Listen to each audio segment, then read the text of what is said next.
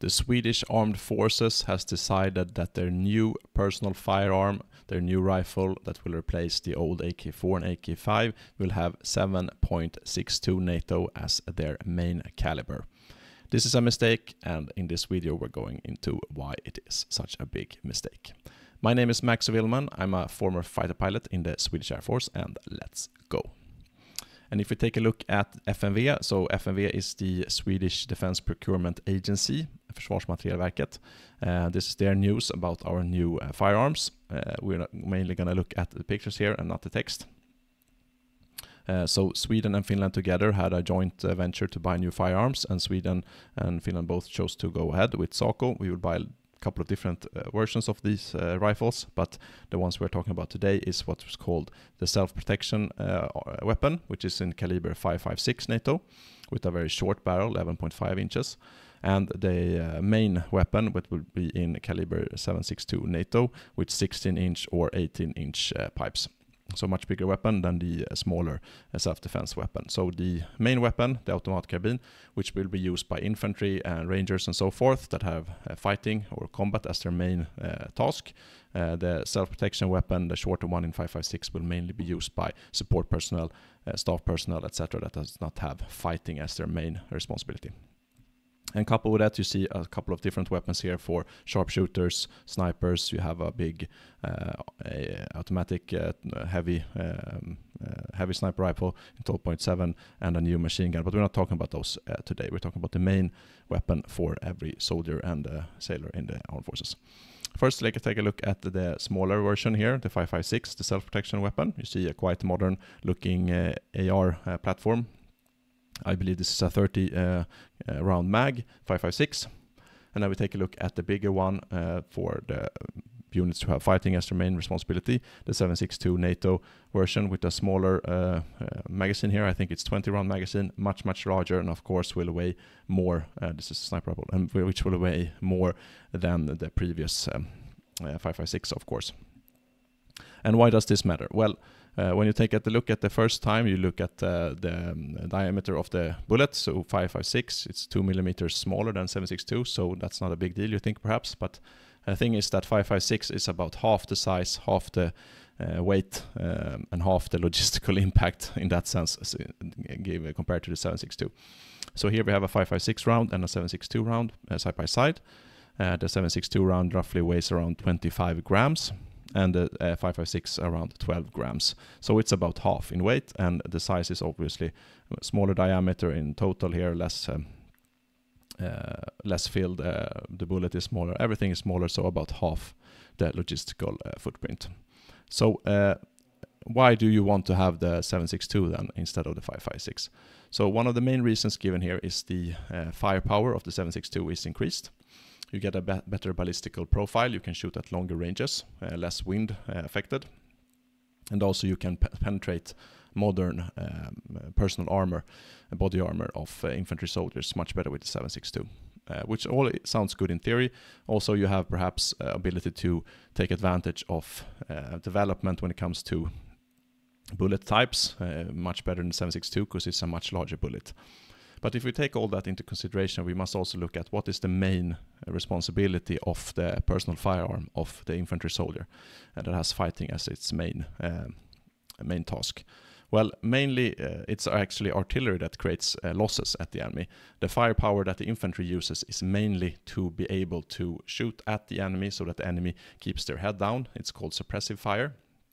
So you want lots of rounds coming downrange towards the enemy so that they keep their heads down, so that you are actually able to move. When you have fire, then you are able to move. And usually when it comes to modern warfare, we're talking about maneuver warfare. You want to maneuver, so you are able to use your forces to reach your objectives. And for that, you need to move. And to move, you need to shoot a lot, basically. So that is the for dummies version of why the infantry carries a rifle. So it's not perhaps mainly to be able to shoot the enemy. So the losses are mainly created by artillery. You have other weapons such as grenade launchers also. You have grenades that you throw if you go into trenches. You have rocket launchers. You have heavy machine guns. You have infantry fighting vehicles, etc. So actually,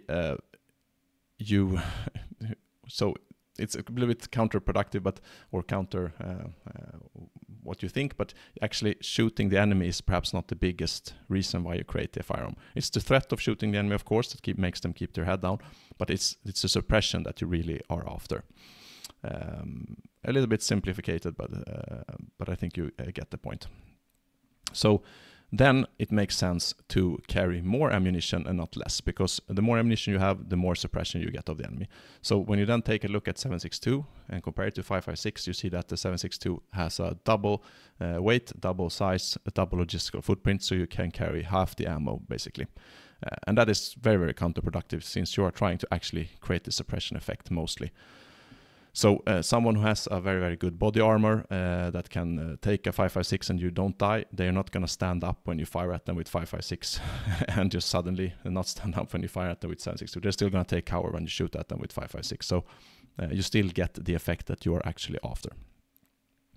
5.56 also has less recoil, which makes it so that you can get more accurate fire more quickly. The more recoil, the longer it takes, even if it's microseconds, to get back on the target. So you can shoot faster and create more suppression with 5.56 in that sense.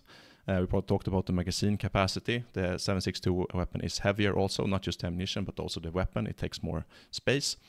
And you also know that fighting is quite a lot done in urban environment, and in urban environments you don't want a long clumsy weapon.